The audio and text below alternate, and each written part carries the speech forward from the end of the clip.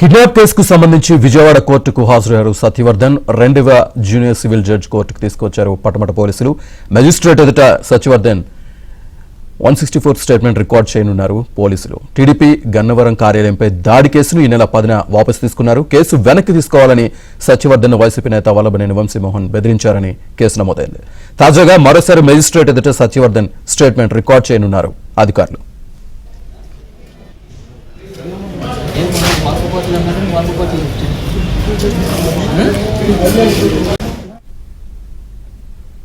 విజయవాడ కోర్టులో సత్యవర్ధన్ స్టేట్మెంట్ ని రికార్డ్ చేస్తున్నారు. పూర్తి సమాచారాన్ని మా కరెస్పాండెంట్ ప్రసాద్ అందిస్తారు. ప్రసాద్. శ్రీనివాస్ వల్లభనేని వంశీ కేసులో కీలకంగా ఉన్న సత్యవర్ధన్ కొద్దిసేపటి క్రితం పోలీసులు కోర్టు తీసుకొచ్చారు. పరమణ పోలీసుల ఆధీనంలో ఉన్న నేపథ్యంలో ఉదయం నుంచి కూడా ఆయన రాకకు సంబంధించి ఉత్కంఠ నెలకొంది. ఇప్పటికే 161 కింద స్టేట్మెంట్ రికార్డ్ చేసిన పోలీసులు 164 కింద న్యాయమూర్తి వాంగ్మూలం రికార్డ్ చేయాలి. అది కూడా వీడియో రికార్డింగ్ తో సహా పూర్తి ఆధారాలు కూడా రికార్డింగ్ చేసే విధంగా ఏర్పాట్లు చేశారు.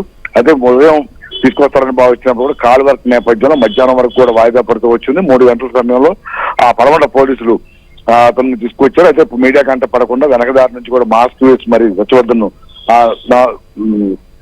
కోర్టు హాల్లో హాజరుపరిచారు. అయితే న్యాయమూర్తి ప్రస్తుతం వివిధ కేసుల సంబంధించిన విచారణ ఉన్న నేపథ్యంలో చివరిలో పూర్తిస్థాయి రికార్డింగ్ కార్యక్రమానికి సంబంధించిన మొత్తం కూడా చూస్తానని అప్పటి వరకు వెయిట్ చేయాలని కూడా చెప్పిన నేపథ్యంలో వారు కోర్టు హాల్లోనే ఎదురు చూస్తున్నారు. మరి కొద్దిసేపట్లోనే ఈ రెగ్యులర్ కేసుల విచారణ పూర్తయిన వెంటనే సత్యవర్ధన్ నుంచి వాంగ్మూలం రికార్డ్ చేస్తారు. ఆ తర్వాత మొత్తాన్ని కూడా సాక్ష్యంగా పరిగణిస్తారని కూడా చెప్తా ఉన్నారు. ఎందుకంటే మొదటి నుంచి కూడా గన్నవరం టీడీపీ కార్యాలయంపై దాడి ఘటనకు సంబంధించి కీలక సాక్షిగా సత్యవర్ధన్ ఉన్నాడు.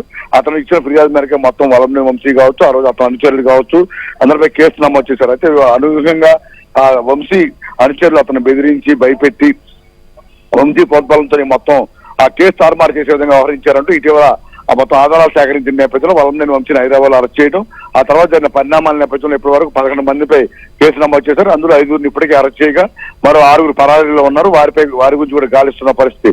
అయితే ఈ మొత్తం వ్యవహారంలో ఎప్పుడైతే వల్లభనేని వంశీ కావచ్చు, తనుచరులు కావచ్చు, ఇతను కిడ్నాప్ చేయడం కానీ, ఇంట్లో వాళ్ళని బెదిరించడం కానీ, ఈ మొత్తం వ్యవహారం ఏ విధంగా నచ్చింది, ఎప్పుడెప్పుడు ఎలా వ్యవహరించారు, ఏ విధంగా భయపెట్టి ప్రలోభ పెట్టారనే అంశాలపై కూడా ఇప్పుడు సత్యవర్ధన్ ఇచ్చే స్టేట్మెంట్ చాలా కీలకంగా మారింది. ఎందుకంటే ఈ కేసులో జ్ఞానం చేయడం కన్నా కూడా సాక్ష్యాలను తారుమారు చేయడం అనేది చట్టబద్ధలో చాలా పెద్ద నేరంగా న్యాయవాదులు పరిగణిస్తున్నారు. దానికి సంబంధించి కూడా శిక్ష కూడా పెద్దగా ఉంటాయని కూడా న్యాయవాదులు చెప్తా ఉన్న పరిస్థితి.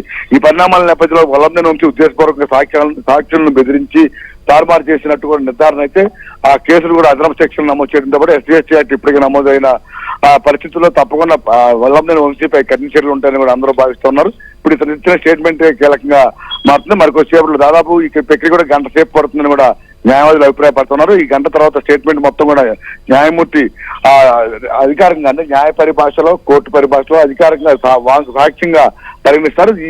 అతను ఇచ్చిన స్టేట్మెంట్ బట్టి కూడా, అతను చెప్పిన అంశాలను బట్టి కూడా కోర్టులో రేపు నుంచి జరిగే విచారణలో కూడా ఈ అంశాలను ప్రధానంగా ప్రస్తావించే అవకాశం ఉందని కూడా చెప్తా ఉన్నారు. ఈ వరుసగా ఈ పరిణామాల నేపథ్యంలో వల్లభనేని వంశీ చుట్టూ ఉచ్చు బిగుస్తా ఉంది. దీనికి సంబంధించి బెయిల్ పిటిషన్ అలాగే అదేవిధంగా కస్టడీ పిటిషన్ కూడా ఈరోజు దాఖలు చేశారు. వాటిపై కూడా ఈ 2 రోజుల్లో విచారణ కూడా జరుగుతుంది. ఈ వారంలో కూడా వల్లభనేని వంశీకి సంబంధించిన పరిణామాలు ఎప్పటికప్పుడు అప్డేట్ ఉంటాయని కూడా చెప్తున్నారు Srinivas. Right Prasad, thank you.